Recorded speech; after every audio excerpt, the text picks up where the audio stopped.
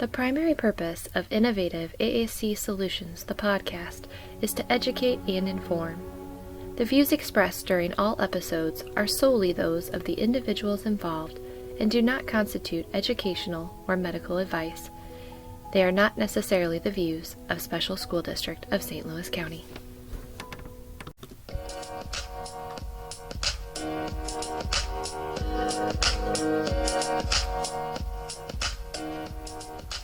Hey guys, welcome back to another episode of Innovative AAC Solutions.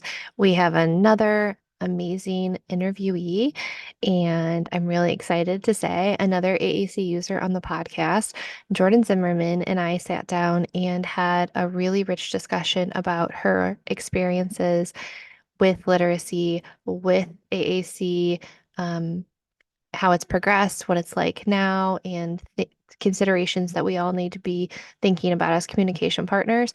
Before we jump into that interview, I did want to share another joke, another literacy joke, if you will. And that is, why is the letter B so cool? Why is the letter B so cool? I mean, it's obvious, right? It's because it's sitting near AC. It's sitting near AC. Oh, I love a good literacy joke. I know you guys know this. I hope you get as much of a kick out of them as I do. I also hope that you get as much out of this interview with Jordyn as I did. It was amazing. One thing I want you to know, just she did request that there is no video with this interview, so you will see audio only, but it is so valuable, so important. She has so many gems of wisdom. I can't wait for you guys to take a listen and let us know what you think.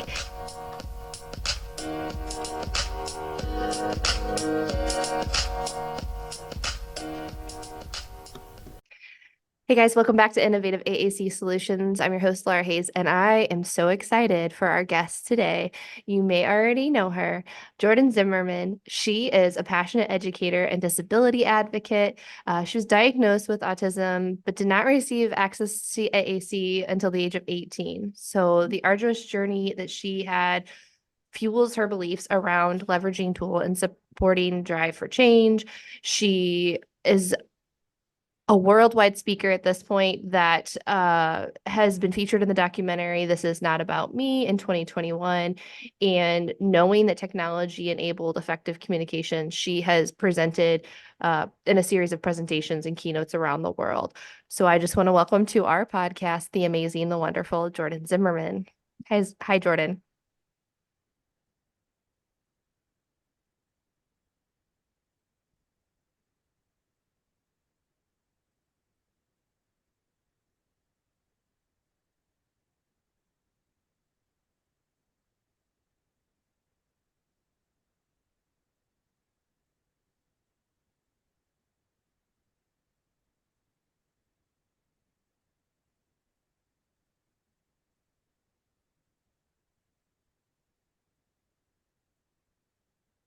Hey, Laura. Thanks so much for having me on your podcast. Pleasure is all ours. And I kind of gave a brief bio, but there's so much more to you than that brief bio that I just explained. Like I said, your experience and your background is amazing.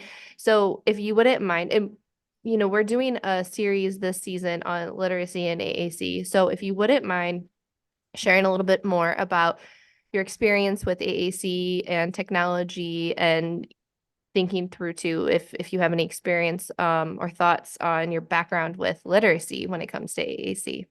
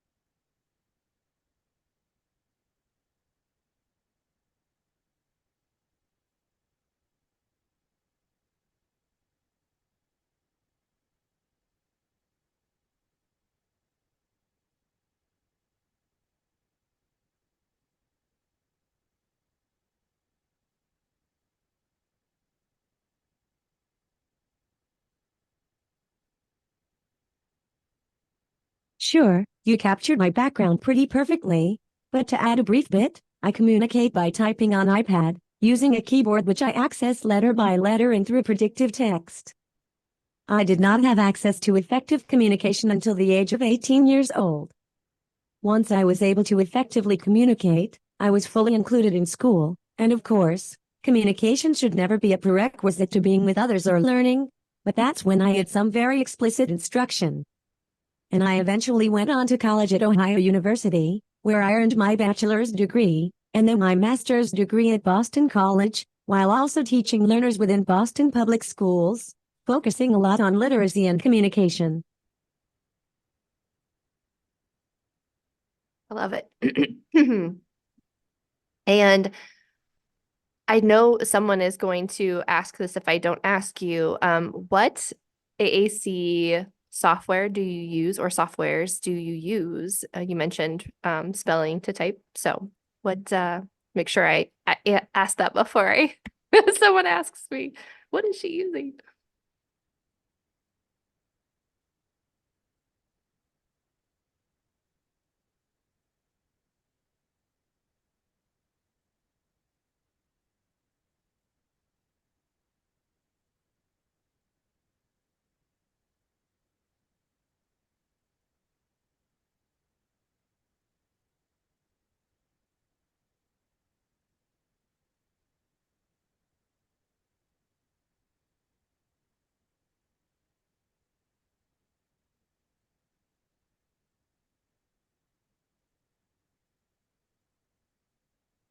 I currently use a combination of Proloquo for text, which is an app, as well as Live Speech, which is a built-in accessibility feature in Apple iOS.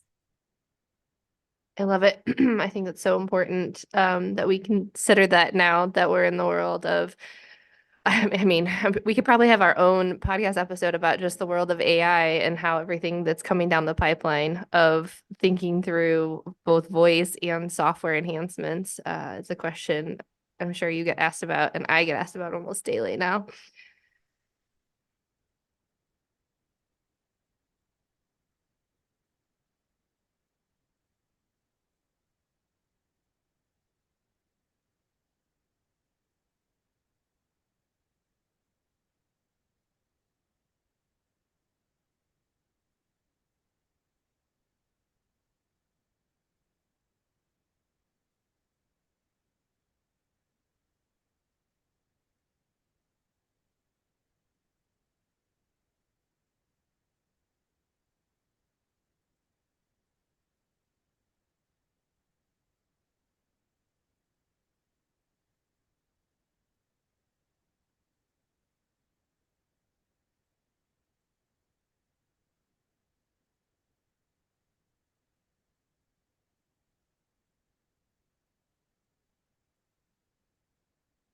Absolutely. There's so much excitement around the future of augmentative alternative communication, and there should be. We just need to ensure our mindsets, and the mindsets of others, about people who cannot rely on speech, match the speed in which things are moving, so we can enable all the access. I need the words that you say because that was so succinct and eloquent, and I love the way you phrased it. That is so often it's the barrier is the mindset, and just getting past that is such a huge hurdle. And I know you've experienced that. I mean, truly, what you speak about is that making that shift was life-changing for you. And so let's dive in a little bit. Let's dive into what you mentioned, literacy instruction, and you yourself as an educator. Let's talk about what it looked like for you. When was it first introduced, and what did the teaching look like?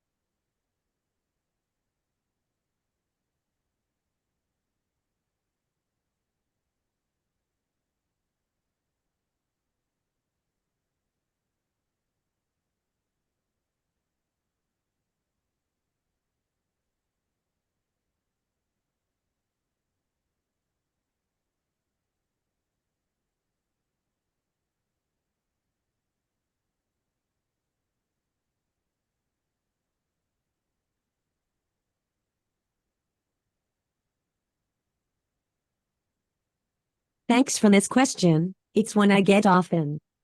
I actually did not receive what I would consider to be explicit literacy instruction before I gained access to effective communication on iPad. And to be clear, I also don't consider a daily schedule literacy when we wouldn't call that literacy in learning for a non-disabled student. But I definitely had a lot of exposure to print-rich spaces, both at school and at home, which really helped me have this internal, deep love of learning. I often think about how we don't give our environments enough credit in the ability to create print-rich spaces, because if it wasn't for the mishaps or non-explicit learnings in my environment, which were happening all the time as a kid, I wouldn't have been exposed to so many words. Mm, that's so important, I think.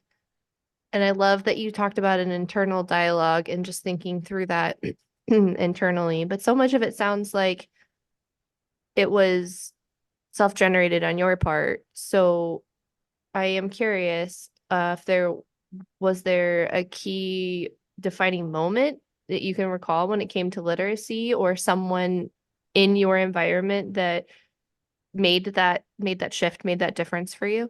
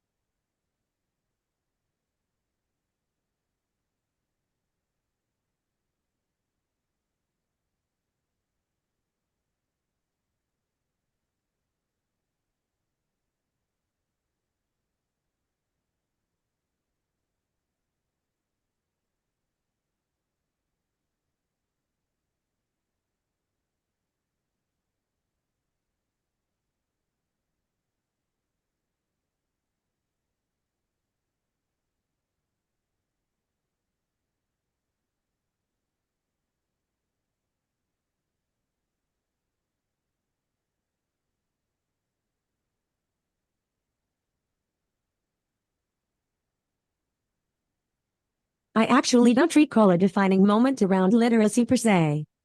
However, the first time I was in English class with other students, my last year of high school, that was incredible.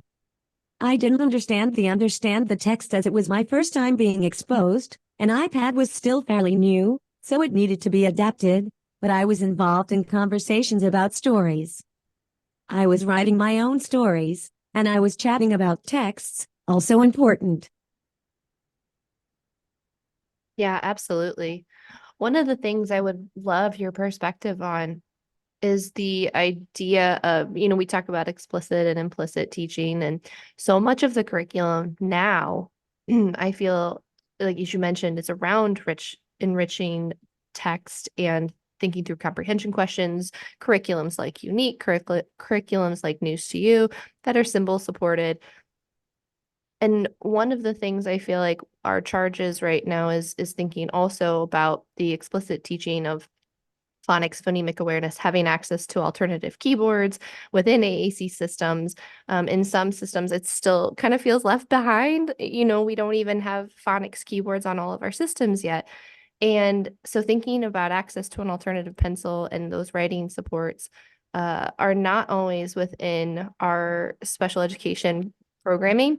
And so I would love your perspective if you had that, if you had access to that, or what you think it needs to look like for an AAC user or someone who is non-speaking or has complex communication needs.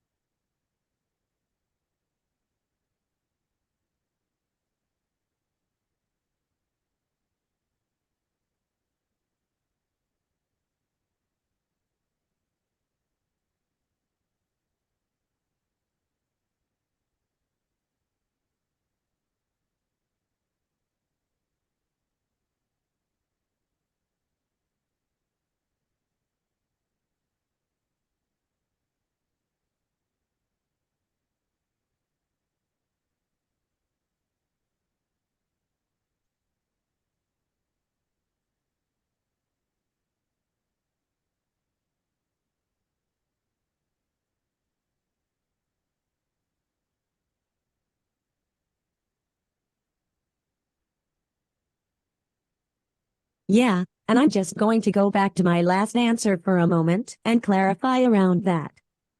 When I was included, it wasn't unique, it wasn't news to you, it wasn't a special curriculum. It was the general education curriculum that was made accessible to me, in class with other high schoolers. Yeah, I think that's so important that we have that access, right? And that just because you are non-speaking is it does not mean that you don't have that same right to access to the curriculum that all other non-disabled students have.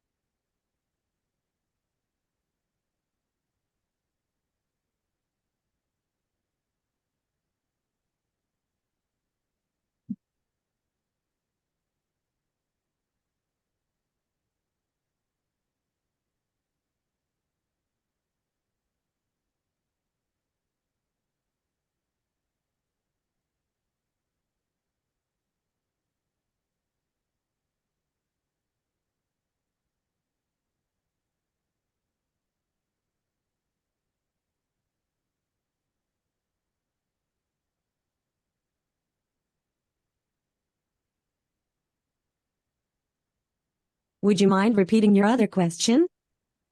Yeah, so no problem. So thinking through that literacy instruction, having, did you get supports or do you recall what, if you had any explicit teaching when it came to a keyboard and thinking through what you feel like would be really important access or what access might look like for learning the like an alternative keyboard or an AAC system, like what that needs to look like for literacy instruction.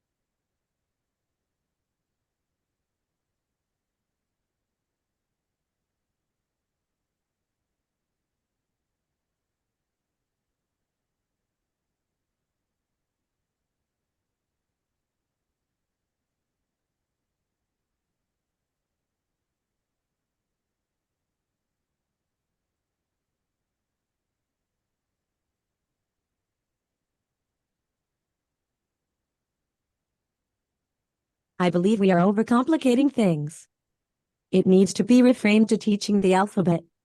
We focus on symbols so much, but if someone can put a subject, predicate, and object together, we need to presume some competence in teaching beyond that. 100%. Yeah, I think you hit the nail on the head, right? And thinking through access to all of it should be presumed that anyone can learn it and they need the right to be able to learn it. And thinking through it can't just be throwing symbols and saying you have to do this before you can have access to rich literacy instruction.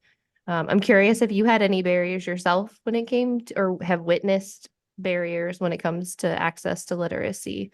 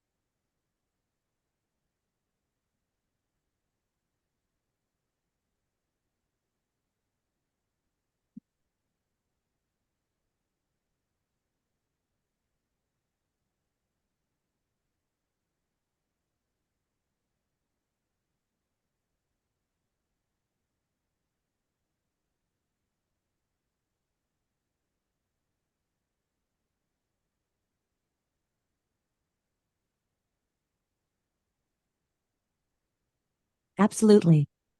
It's that attitudinal barrier. The biggest thing for me was people believing that because I didn't have speech, I also didn't have language. And that's the biggest barrier I continue to witness and hear about. Yep. Oh, it goes back to that attitudinal shift, right? And it just being the biggest barrier. And how do we get past that? As much as we educate, as much as we try to meet people where they are, like we just we still I feel like we still have so far to come. But I think continually giving platforms and voices and having you advocate and having so many people share that experience, I think is a huge step in the right direction. So I am curious though, Jordyn, as far as AAC companies themselves, I know you have talked to a lot of people and continue to talk to a lot of AAC vendors. Do you think that technology has changed for the better when it comes to literacy supports?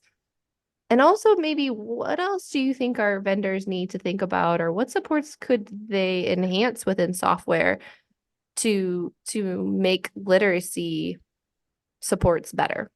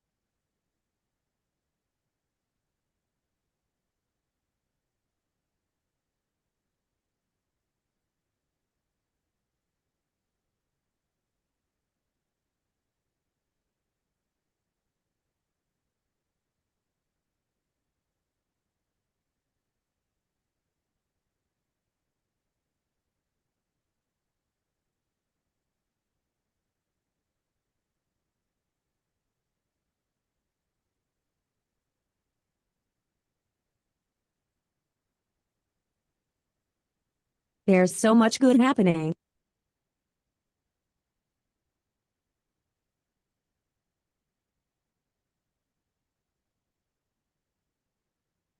There's so much good happening. I don't want to understate that. And yet, as I touched on a bit, so often, there are people programming new buttons to account for what someone might want to say. That can be helpful at some stages of learning, and we also need to not impose what we think someone might want to say, but rather teach literacy and give access to the alphabet in all software, so people can say whatever they want to say. It's so important for all people to be able to comment on open-ended questions, and for that response to be unpredictable, so we need the design of augmentative alternative communication to really account for that.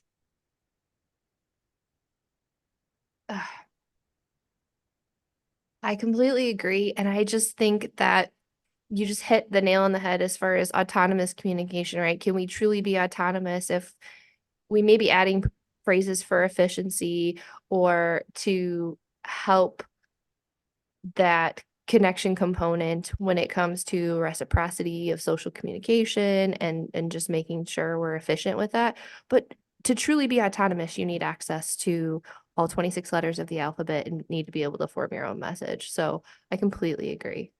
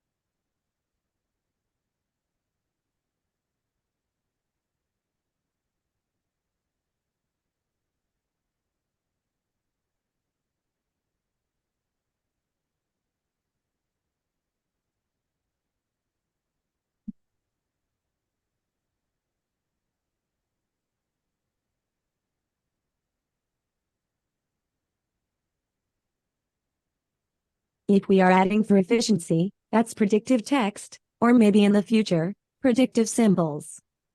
It shouldn't be the current state of things. Yeah, good point. Yeah.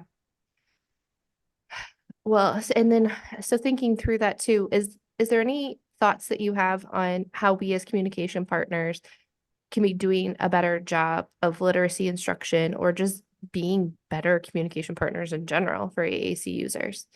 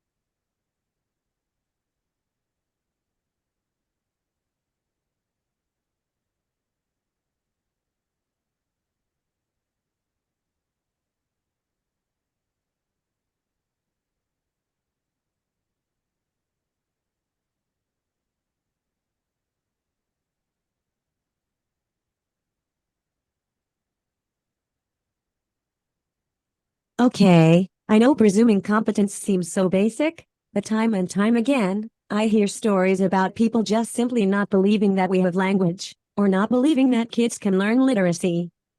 Regardless of disability, everyone can learn to read and write, with access to the tools and supports the person needs and wants. It's so baffling to me, but it's that very thought that not only denies access to robust language-based communication, but also keeps students segregated away from others. This means that we also don't want to give kids busy work where they are tracing letters or pointing for compliance, but communication partners should be chatting about letters and words. The sounds they make, how they can be put together to make new words, all of it, it's so interesting. Presume competence, and your outlook on what kids can learn, and what they will do, will change. Ooh, I got goosebumps because I just, Jordyn, you're hitting on so many points that I think can't be hit home enough. And I just watched something the other day and it was a speech therapist. It was a short video about a top tip for teaching like tiny babies how to talk. And the tip was presume they already are. And so if we're doing that with all children, why wouldn't we do that for all children, including those that don't have speech? Why wouldn't we just presume that they have language and talk to them like they have language because they have language? And so it's it can't be hit home enough. I just don't think I just don't think we can hit it home enough. Um and we yeah, I could just listen to you talk about it all day because you have so much lived experience and you're such an amazing advocate.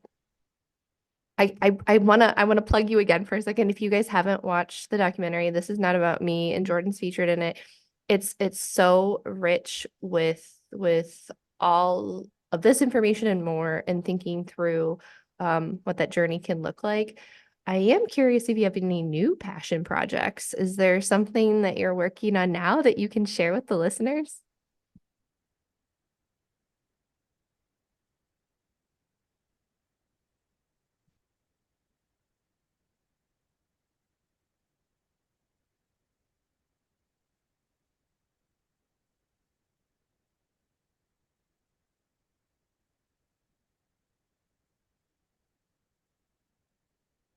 Always up to some good trouble? Stay tuned. I love it. I love it. Okay, well we'll leave on the cliffhanger of that. But I can't let you go. Everyone that comes on our podcast, we always ask the question, what is your favorite AAC moment to date? This season, there's bonus points if it's literacy related, but can you share with the listeners just thinking through maybe one, or if there's a few, you can share a few, but one moment that really stands out to you as far as kind of your experience to date with AAC.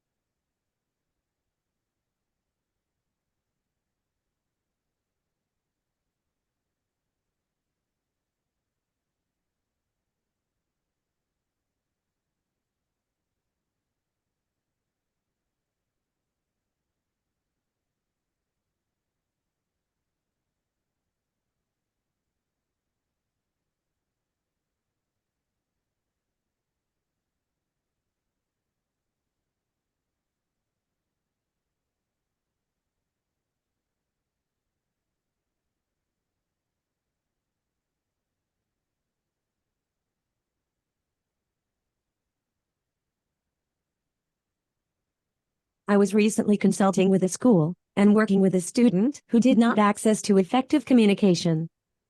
The student was segregated in a classroom and clearly had some uncomfortable positioning in her chair.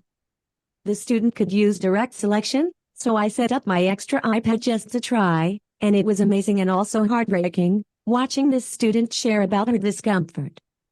It's really hard to now be on the other side, navigating situations that really shouldn't be, but are so similar to the ones I faced, and still continue to this day, as a result of denied access.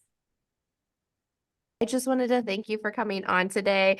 I'll put your contact information in the show notes, Jordyn. You're amazing. You're wonderful. Thank you for sharing all your insight. And if anyone needs to get in touch with you, we'll put that all in the show notes as well. JordynZimmerman.com. Thank you again. You're amazing. Guys, check her out. And just keep doing all the wonderful things. Thank you so much, Jordyn. Thanks for having me, Laura. Take care.